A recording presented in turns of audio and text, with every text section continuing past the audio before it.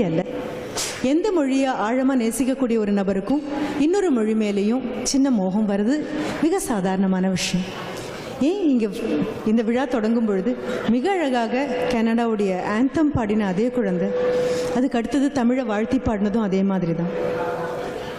இதுக்கு ஒரு சின்ன ஒரு கதையோடு தொடங்கிக்கலாம். என்னுடைய மாணவர்கள் எல்லாருக்குமே ஆங்கிலம்னா கொஞ்சம் பயம், ஆங்கில ஆசிரியர்னா ரொம்பவே பயம். அவங்கக்கிட்ட நான் சொல்கிறது உண்டு. ஒரு சின்ன கதை, அந்த கதையோடு தான் தொடங்குறேன். ஆனால் நம்ம போக வேண்டிய தூரம் ரொம்ப அதிகம் இருக்குது. ஆன் அ ஹாட் ஆஃப்டர்நூன் அப்படின்னு தான் கிளாஸில் தொடங்குவேன். ரொம்ப ரொம்ப வெயில் கொளுத்தக்கூடிய ஒரு மதிய நேரம், ஒரு அம்மா பூனையும் அதனுடைய குட்டி பூனையும் 2 பேரும் நடு ரோட்டில் நடந்து போனாங்க. சத்தியமாக ஏன்னு எனக்கு தெரியாது. அவங்க 2 பேரும் நடந்து போனாங்க.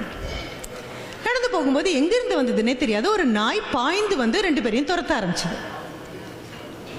அப்போது the mother cat and the little one started running. தமிழில் சொன்னால் ஓடினாங்க ஓடினாங்க ஓடிட்டே இருந்தாங்கன்னு சொல்லலாம். ஆங்கிலத்தில் சொன்னால் அது இலக்கண பிழையாயிடும். அப்போ என்ன சொல்லணும்? தே ரேன், ரேன்னு சொல்லணும். தே ரேன் அண்ட் ரேன் அண்ட் ரேன் அப்படின்னு கன்ஜங்ஷன் போட்டே ஆகணும். சரி, அண்ட் ரேன் அண்ட் ரேன் அண்ட் ரேன் ஓடி ஓடி ஓடி களைச்சு போய் ஒரு இடம் வரும்பொழுது அந்த அம்மா பொண்ணுக்கு உண்மையாகவே ஒரு ஆச்சரியம். காரணமே இல்லாமல் இப்படி ஒருத்தர் விரட்ட ஓடினா இது என்ன நியாயமாக இருக்குது? கோபம் தாங்காம அம்மா பூனை ஒரு நிமிஷம் நிற்குது. ஆனால் பின்னால் துரத்திட்டு வர நாய் வாயை மூடி மௌனியா துரத்தவே இல்லை. பவ் பவ், ஆங்கிலம் தெரிஞ்ச நாயா இருக்கிறதுனால bow bow and bow bow and bow bow அப்படின்னு துரத்துது. துரத்த துரத்த துரத்த ஒரு இடம் வந்த உடனே அம்மா பூனைக்கு வந்த கோபம் தாங்காம she just stood her ground. அப்படியே திரும்பி நாயினுடைய கண்களுக்குள்ள உற்று பார்த்து பவ் பவ் அப்படின்னு சொன்னது. நாய் மிரண்டே போயிடுச்சு. என்னடா அது, பூனைனா மியாவும் தானே சொல்லணும், இது என்ன பவ் பவ் அப்படின்னு சொல்லுதேன். அவ்வளோதான். It was the turn of the dog to run. நாய் தலைதறிக்க ஓட ஆரம்பிச்சது. அம்மா பூனை தன்னுடைய குட்டி பூனையை குமிஞ்சு பார்த்து, now you understand the importance of a second language.